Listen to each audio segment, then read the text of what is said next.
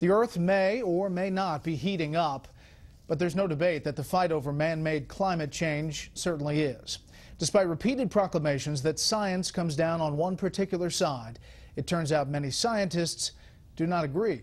Correspondent Doug McKelway reports tonight on the deepening divide over an issue that is part science and part politics. But the debate is settled. Climate change is a fact. A torrent of new data is poking very large holes in what the president has called the scientific consensus about global warming. The dirty little secret is that we're now at 17 years and 8 months of no global warming. Their models have failed year in and year out.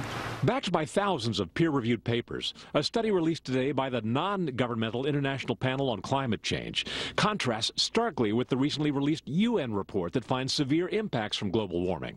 The new report finds that warming from greenhouse gases will be so small as to be indiscernible from natural variability. The impact of modestly rising CO2 levels on plants, animals, and humans has been mostly positive, and the cost of trying to limit emissions vastly exceeds the benefits.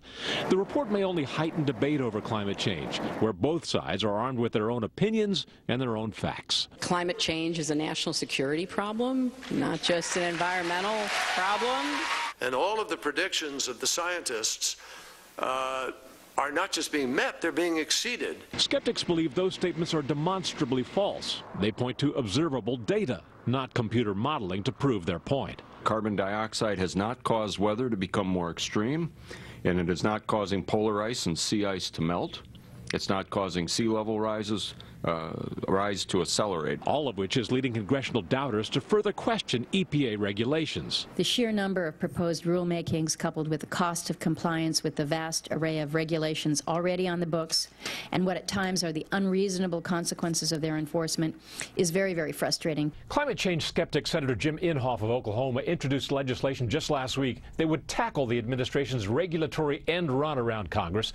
It would prevent the EPA from issuing any final rule until it conducts an economic analysis as required under the Clean Air Act. Brad? Doug, thank you. Growing